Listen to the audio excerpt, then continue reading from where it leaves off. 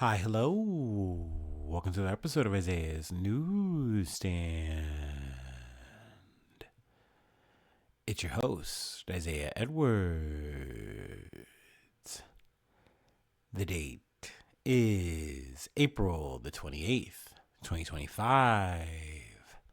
Hopefully, this episode finds you well, in good spirits and high hopes. As for me, I'm doing pretty good. Happy Monday. Happy Garfield Day to ya. Hopefully, you got that lasagna. Hopefully, you even got seconds of that thing. As for me, today was good. It was solid. I don't have too many complaints. I'm overall in a good mood, good spirits. Vibes are high. They're nice and tight. But let's see. We went to work. Work was good. I want to say top to bottom. But I will say, speaking of bottoms, the one problem we had was there was a leak of the sewer variety. And where this leak took place, I didn't know until like the middle end of my day, around the middle of my day, yeah, where the leak was right next to my trash compactor, y'all. So I gotta say, we dodged a bullet for the most part, not really noticing, not really smelling it. I just saw some of the maintenance guys running around. I'm like, oh, sucks for them. And hey, as long as and for me, the logic was, hey, as long as the stalls, the restrooms I'm going to today are working, I got no problems. And boy, howdy, they were working. So good. But at some point, one of the maintenance guys, they said, hey, Isaiah, come outside, check this out. And of course, curiosity cats, me. I gotta go see what's going on out there. And I finally get to see the devastation. And I'm looking around and I'm seeing like, oh wow, this is just all shit water. And it was so gross. And like I don't know, the person who was working on it. I almost want to say plumber, but I mean, I think this is a level beyond just simple plumbing at this point, right? Or maybe not. Maybe it is just plumbing. Who knows? Whatever. But they were working, and they're running some kind of line, looking through the sewers and stuff like that, like the manholes or whatever. And I was like, oh boy, yeah, this is a pretty gross and nasty problem. And then I came back into the warehouse, went to my compactor, and I noticed that I could smell it. And I was like, oh no, oh no. But I want to say maybe an hour or two later, I was pretty much out of there, so that was good. After work, after the shit water, we went to the gym. Gym was packed. It's Monday. That's usually how it goes. Luckily for me and my new, working out schedule or whatever, how I have my little program, if you will. It kind of lined up because I wasn't trying to go hard on the weight training anyway. So, I kind of just hit some of the lifting machines. Didn't go too crazy. I saw one of my friends, and y'all know I don't have too many friends at the gym. So, I got to yapping a little bit. That was nice. And then, finished the rest of my weight training, did some cardio, felt good. Overall, good session, So we'll run it back tomorrow, maybe a little heavier, but granted, I'm sure it's going to be pretty much just as busy. But, we'll see. We'll see how that goes. I'll keep you posted, of course. But yeah, I mean, that's been the day. Now I'm here yapping to y'all. I will say it is definitely the end of the month, and I would say that's a stressful time. The end of the month, top of the month, because we know bills. They've either drained the wallet or they are about to be draining the wallet. Pretty soon with the first of the month. So, and also I'm getting so jammed up with the what is it, the system, like it's kind of like Klarna now. Like my bank will literally offer it to me, and I'm like, well, I'm so strapped for cash, I will use it. And so I will do my budget math and I'll be like, all right, we're good to go. And then like a couple of days later, I'll get a notification like, hey, you have to pay us back. We're going to take that money. And I'm like, crap. So, I mean, hopefully, let's knock on wood. Let's put our prayer hands together. Hopefully Isaiah did his math correctly and he's not going to be on the street. No, I'm sure I'll be fine. Y'all know how I get, right? This is also sometimes my place to vent and just kind of get this nervous energy out into the airwaves, out of my body. But yeah, I always get a little nervous. I always get a little worried. But I also remind myself that I've made it through so many months. Now I've made it through years.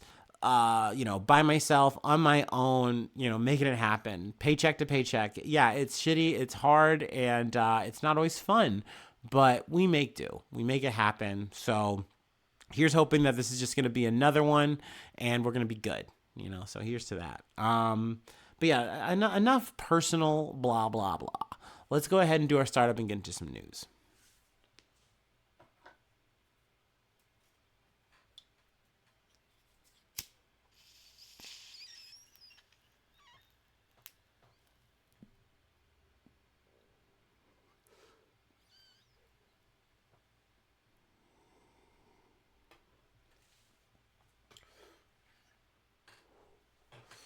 Ooh.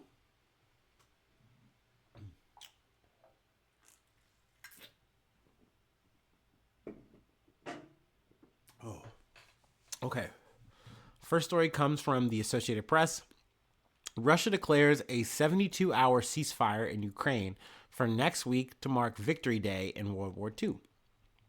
Russian President Vladimir Putin on Monday declared a unilateral 72-hour ceasefire next week in Ukraine to mark Victory Day in World War II as the U.S. presses for a deal to end the three-year-old war.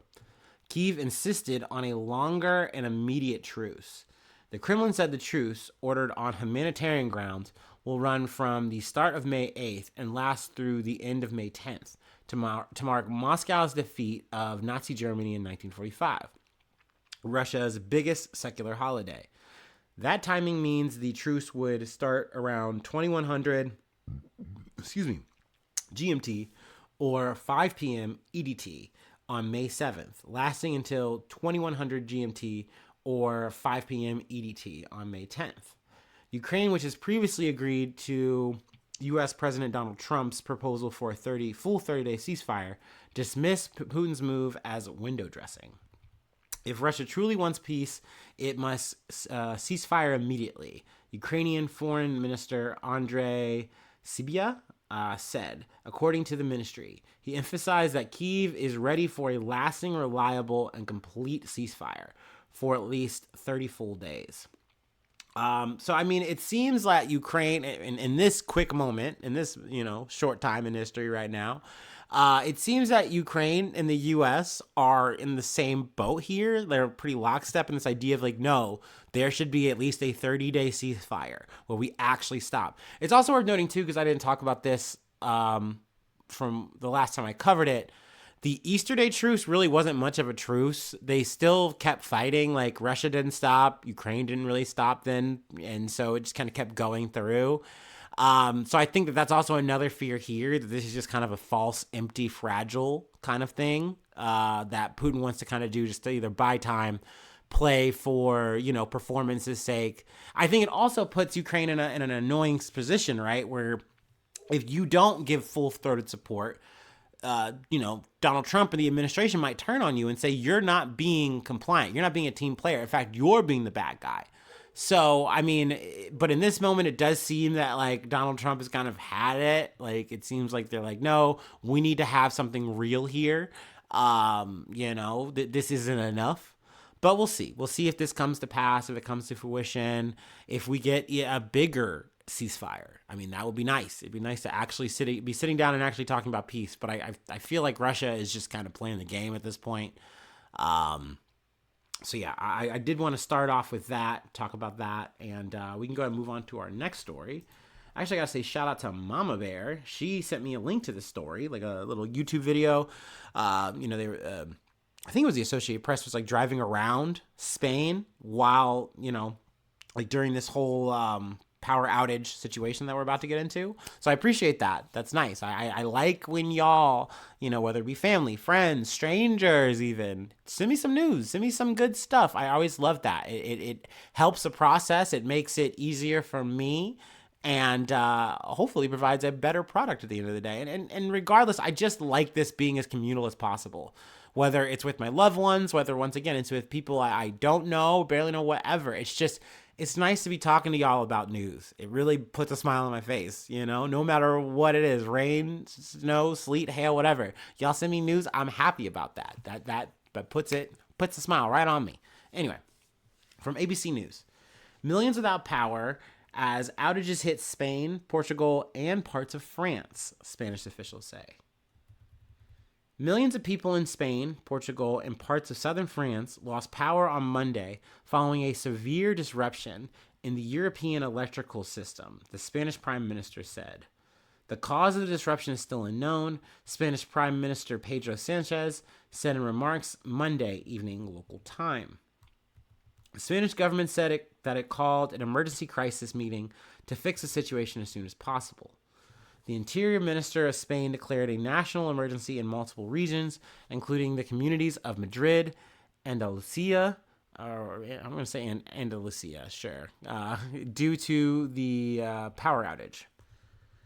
The outage began midday Monday when 15 gigawatts of generation was suddenly lost from the system in just 5 seconds, according to Sanchez, who said that all potential causes for the disappearance are being analyzed.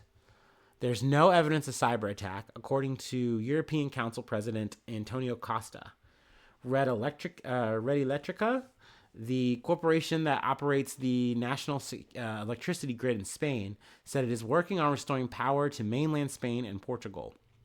Nearly half the substations have power again, Red Electrica said in an update Monday night local time. Supply is being progressively restored in all electrical areas of the territory, with 45% of the substation parks of transmission network already energized, the company said in an update. Red Electrica previously said Monday afternoon that electricity should be restored within 6 to 10 hours. Now, naturally, that has kind of put some things to a standstill.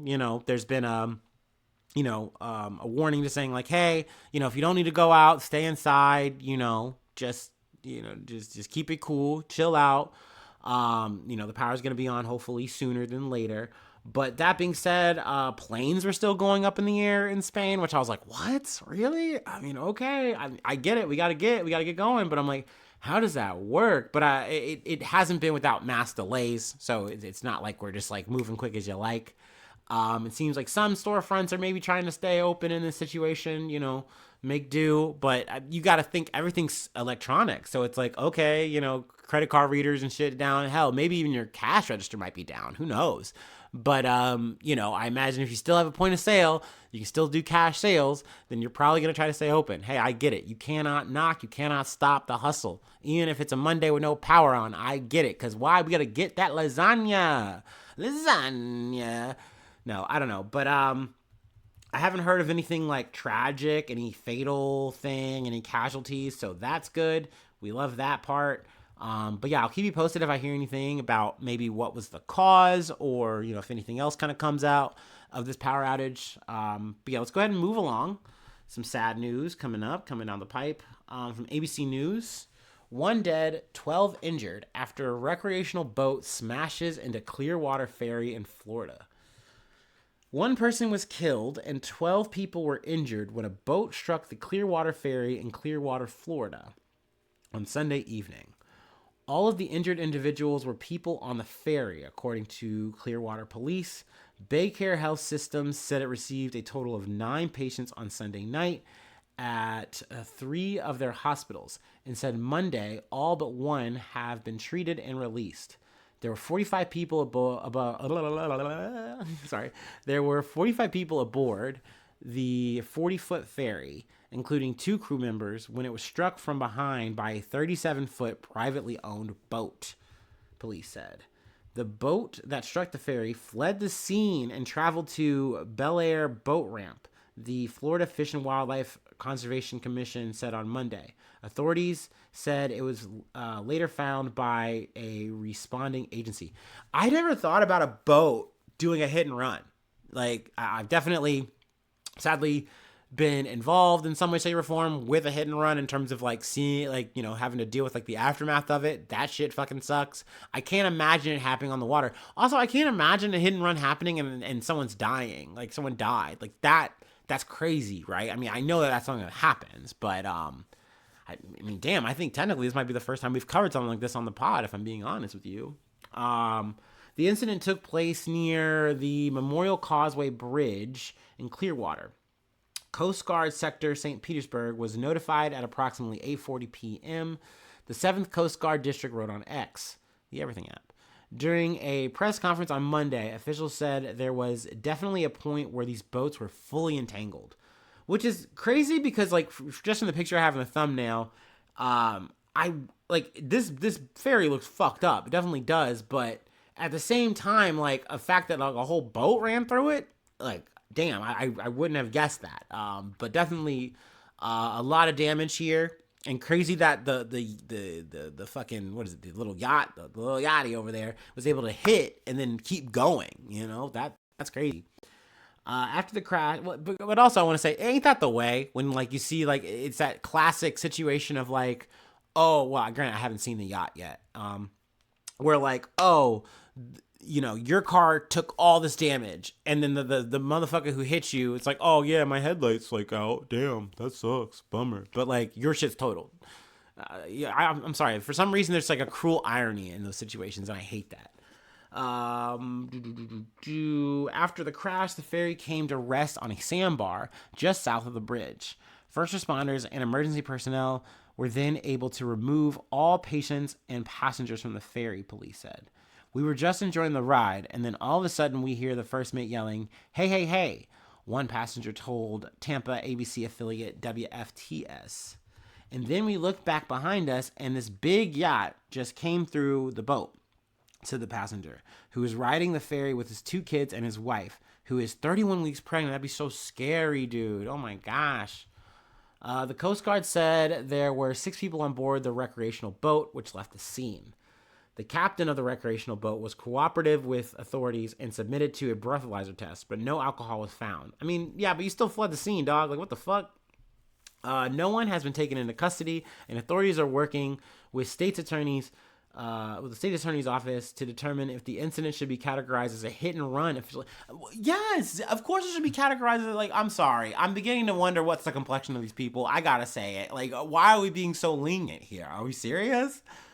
Oh man, if this is a brown person, I almost going to guarantee they do a fucking floating drive-by on these dudes. These cops would. I don't know. I'm speaking out of turn here, but like, what do you mean? Is someone died? Oh, you know, we're figuring out if it was a hit and run. By definition, they hit and then they left. I'm confused. Am I missing something?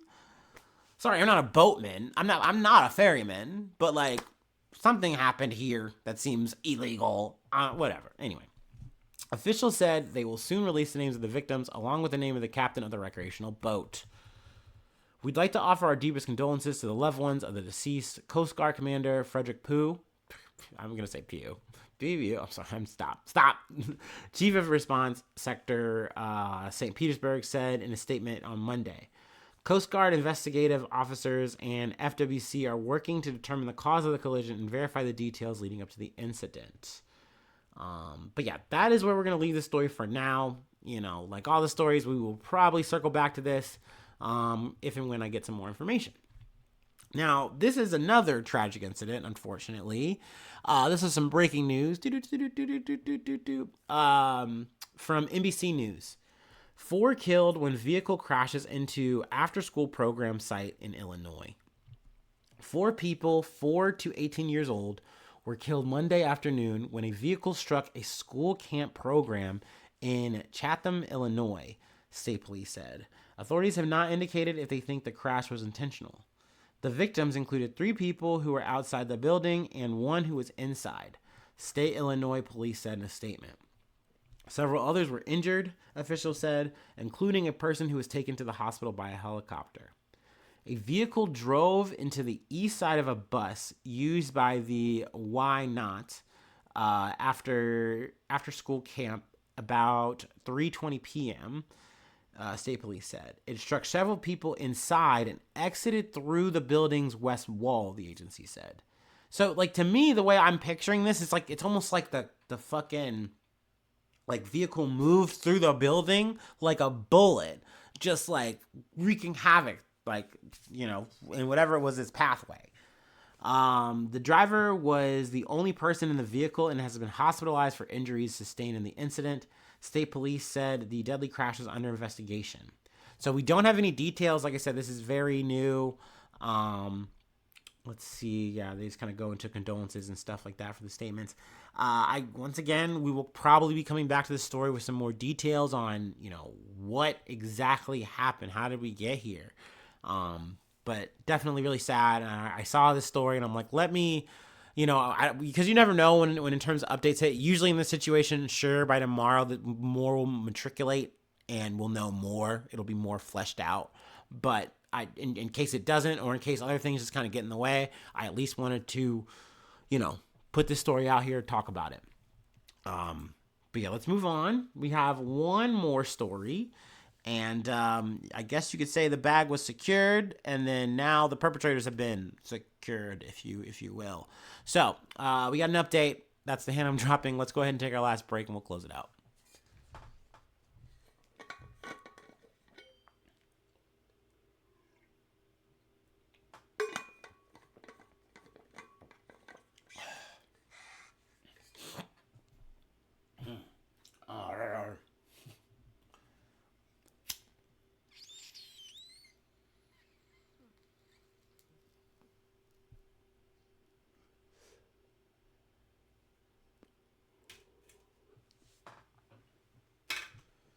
Ooh.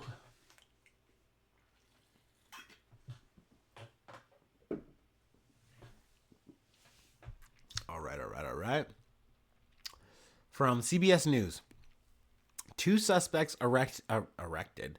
Two suspects arrested for stealing Kristi Noem's bag were in country illegally, authorities say. What a twist. Two people were arrested this weekend in connection with the Easter Sunday theft of Homeland Security Secretary Kristi Noem's purse, authorities confirmed Sunday. The first suspect was arrested in Washington, D.C. on Saturday. Excuse me. According to the U.S. Secret Service, Noem said Sunday that the man was in the country illegally. She called the suspect a career criminal, but did not specify any more details about the individual's immigration status. Mario Bustamante Levia, 49, has been arrested and charged with 2 counts of robbery. He also faces additional charges for an offense being investigated by the United States Secret Service, authorities said. Now, I'm sorry, I got to get this guy's name on the record. Matt McCool. The Secret Service special agent in charge at the Washington field office, said the investigation revealed alleged criminal activity, including potential device and credit card fraud by the suspect. But the incident had no protective nexus. I don't know what the fuck that means, by the way. Like, McCool, makes sense. To Noem's position as the Secretary of Homeland Security. I think what he's saying is that they didn't know exactly who they were robbing, maybe, that this was just a mark they thought was easy. So they got the purse, which I believe she said the purse was like sitting on the floor, next to her, and I guess they were just able to scoop it up. They had like surgical masks on, and they were able just to dip. Or at least the person who got it was able to dip. And the thumbnail is a picture of the guy with the purse. So yeah, at least we know what a purse looks like. There you go. The defendant was taken into custody without incident in the District of Columbia, McCool said. Also, once again, what a fucking name, dude. Like, dude definitely has a name for either Secret Service, espionage, or pornography. Like, if you're a McCool, you definitely need to be doing something like that. Or I could see it as a sheriff. I always make note of like whatever the fuck crazy sheriff names are. Those are always fun. But anyway, fuck a sheriff. Anyway, anywho, the Secret Service also confirmed a second suspect, Christian Rodrigo Montesino Sanzanat, 51, was arrested at a Walgreens in South Beach. The Secret Service said he's being held on an immigration detainer. An agent said he's been linked to a pattern of robberies and thefts in Washington, D.C. Noem's purse was stolen on Sunday, April 21st, from a Washington, D.C. restaurant. I believe it was a burger restaurant, if I'm not mistaken. I could be wrong there. According to 3 law enforcement sources, her bag contained a number of sensitive personal items, including Noem's driver's license, passport, DHS access badge, checks, and roughly $3,000 in cash. Noem's cell phone was not in the purse, but credit cards, makeup, and medication were among the stolen items. Hence the credit card fraud. Probably they tried to use the card. That's speculation, of course. Investigators say security footage showed the suspect was wearing a mask and Noem's purse was placed against her foot underneath her seat. This is a random segue because this made me think, is it a good strat to put the purse by your feet? Because for me, that was my strategy back in my like big nerd days, and I'll still do this if I ever go to like a convention with like my bag of stuff on me.